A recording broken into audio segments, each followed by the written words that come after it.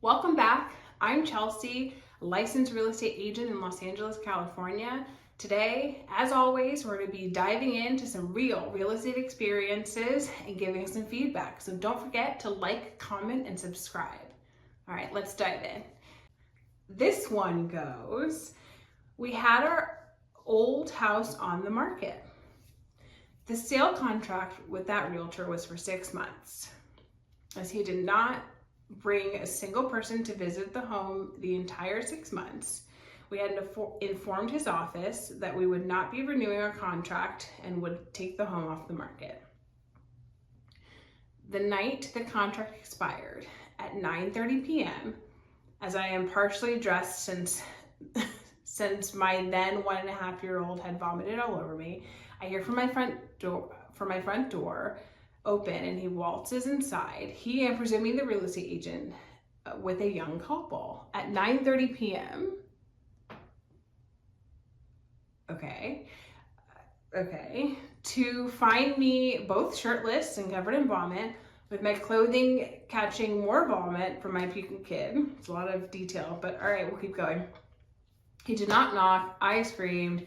I told the young couple what a terrible realtor he was. One open house, no marketing, did not listen. The contract had expired. It says he was not supposed to come in after 8 p.m. There was no call. I told him to his face what I thought of him. So they had this partially undressed woman and projectile vomiting kid telling them in no uncertain words what I thought about how unprofessional this agent was, and it was not pretty. Okay, that's honestly don't know what to say about the situation. It's a little, all right, I say real estate reaction. Let's presume that this whole situation happened because, whatever quarters of the internet. It's strange to me. Okay, if something has been sitting on the market for 6 months and there had been, no interest, no offers, no nothing, and there's no communication about about updates of the status of your home as it's listed on the market, I feel like there's a myriad of issues with that alone. I don't know exactly when this story took place, but in any market, even the most difficult ones, so we're in, late May 2024, which is not the most seller-friendly market. I've been told stories, during the crash, maybe 2008, about those stories, just a hair before I entered real estate. And even those stories, 6 months, no nothing, is unusual. So that tells me that the home is either not presented correctly to the market, it's not priced right potentially, and or the communication between this person's listing representative is not up to snuff for what it should be. There should have been a plan. If this were not a difficult market where the average days on market is not, or the average days on market does not equal or is greater than that 6 months, so it's understandable that it would be sitting for that long. If that's not the norm and that was not the expectation, there should have been a plan to make adjustments going into a listing like that. They should have been talking at, end of week one, after a full week, or in a non-seller friendly market. Let's have a plan to talk after 3 weeks if there's no traction, and discuss whether you want to stay put, reduce the price, reposition, refresh the listing, what have you. So 6 months, no nothing. It shouldn't have gone, in my experience, it really, without any changes to drum up some interest, it should not have gone longer than a month max to have a discussion about, positioning on the market, pricing changes, etc. That 6 months is entirely too long to be sitting and not have anything done about that. So then they say, okay, so that the other piece I wanted to discuss was this late night showing. I personally find it hard to believe that someone would show up at your house at 9:30 p.m. So obviously the baby and having a life, but regardless, even if you don't have a kid, even if you're unemployed or retired, who knows? Anything that's not confirmed, regardless of the time of day, it could be 11 o'clock in the morning, late morning on a Saturday. You're not home, you're on vacation. Everything should be confirmed. You as a seller and the agent should be telling you exactly when someone is going to be entering your domain.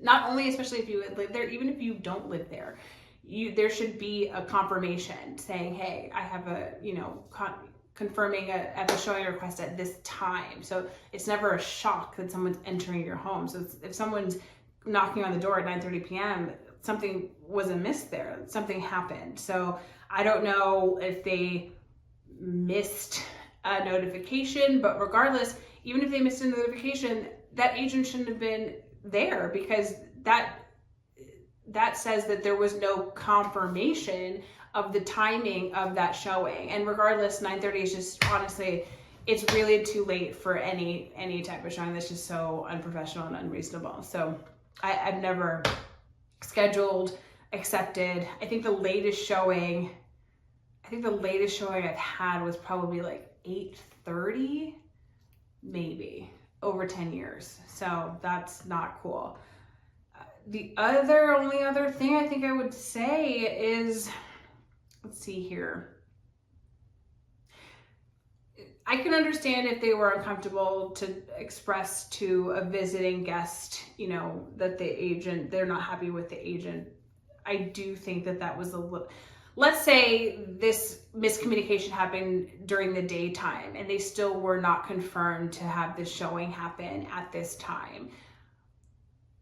There would have been frustration regardless. And if you're frustrated with the agent regardless, so I do feel like if the goal is to try to sell your home and you have an issue with the performance of your representative in that juncture of your, listing agreement, there are some conversations that are probably best left privately, because it's expressing to them in front of a potential buyer should have probably, in my opinion, been saved for a private conversation. Because if your goal is to sell the home, you don't want to necessarily discourage potential prospective buyers who may actually like the home.